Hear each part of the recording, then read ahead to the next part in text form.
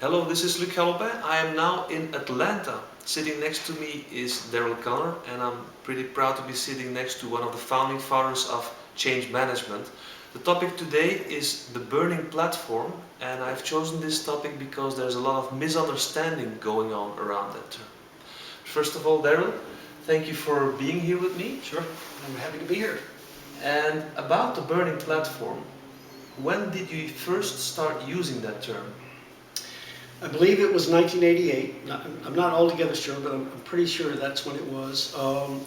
I was watching TV, and a news program came on describing what happened with the Piper Alpha rig explosion.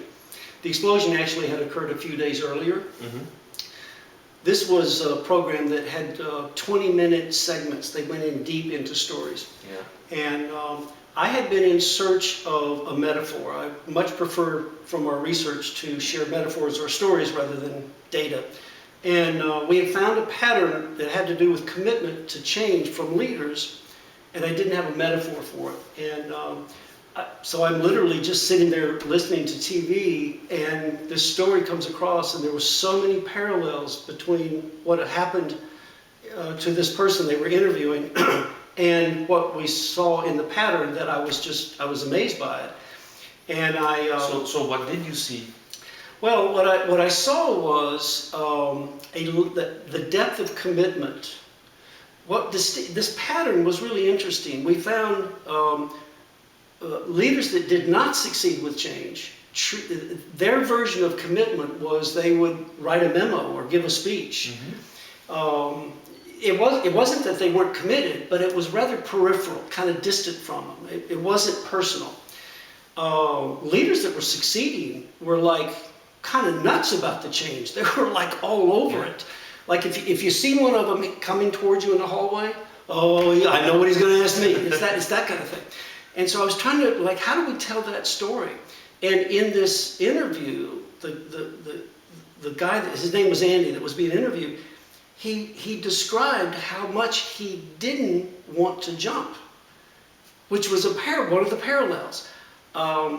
It's obvious today that this would be true, but think of this is in the 80s, right? And we were still trying to figure out a lot about change. Yeah. I was surprised when leaders that succeeded told me they didn't like the change. I don't have time for this change. I don't have the resources. I don't have the people. I have to get it done. And I was really struck by that. Well, in the story, Andy talked about, I didn't want to jump off that platform. I was hurt. I was scared to death to jump 15 stories. The only place I could jump was over water where oil had surfaced and ignited.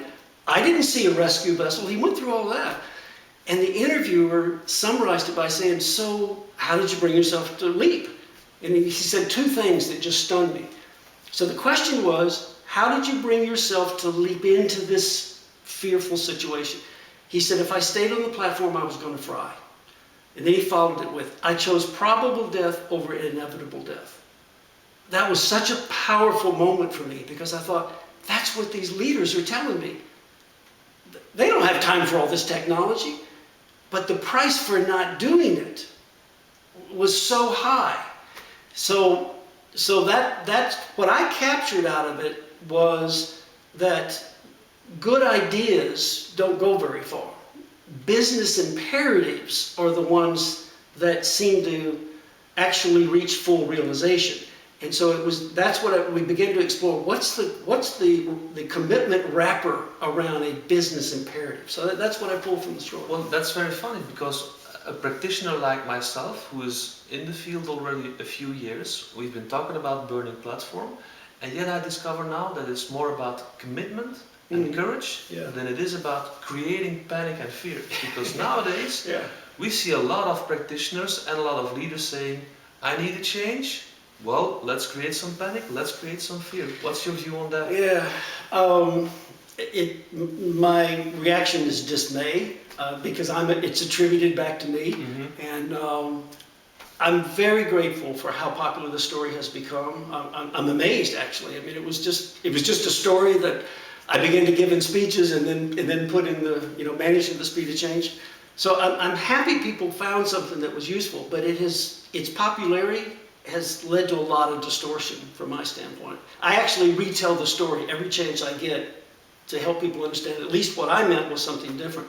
Many people, Luke, think the story is about either exploiting a negative situation or even creating a negative situation. Now, granted, Andy's situation was negative, okay? I mean, that's the way it was.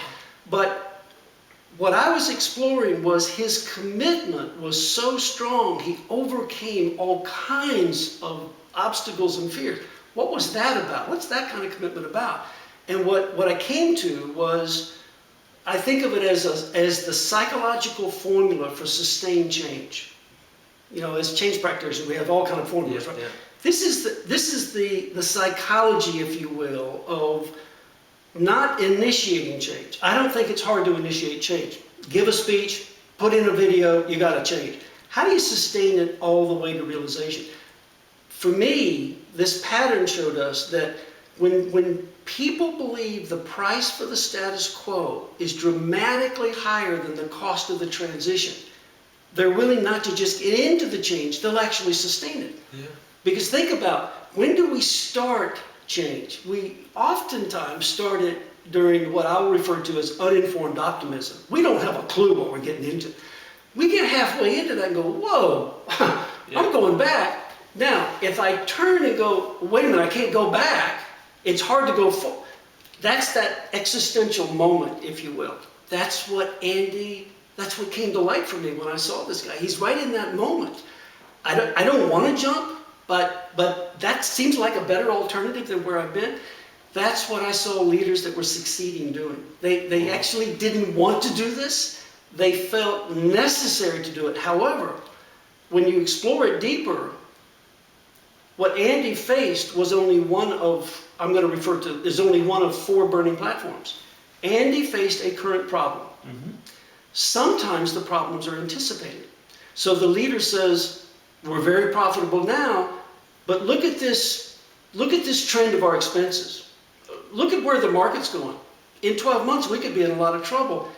And the solution's 10 months long. We're actually on a burning platform. We can't, this isn't a good idea. We've absolutely got to change. Sometimes it has nothing to do with anything negative.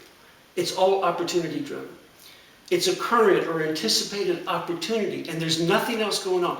And it's nothing to do with fear then. It has nothing to do with fear. Right. I'll never forget, back when re-engineering was really popular, so I'm working with the CEO of this conglomerate, and when he first called me in, he told me about this huge, massive change and how they're going to use re-engineering. And I said, yeah, okay, but I mean, I knew, I had done my research. They were at the top of their field. I mean, every competitor benchmarked against them. I said, so why are you doing this? And he said, well, let me explain what's going on in the marketplace. We could go from leadership to dominance of our industry. I can't go to my board and tell them I'm not going to take advantage. It was all opportunity, but it had a criticality and an urgency. He wasn't just, hey, let's see what happens, right? Yeah. Burning platform, whether it's current or anticipated, problem or opportunity, and by the way, it's usually a mix. It's not quite that simple, right? In order for it to become a true burning platform, it's got to become emotional. It's got to be cathartic. People, if it's up here, it's probably a good idea. It's when it gets into people's guts and they go, it's an emotional issue for me, that's what conveys burning platforms.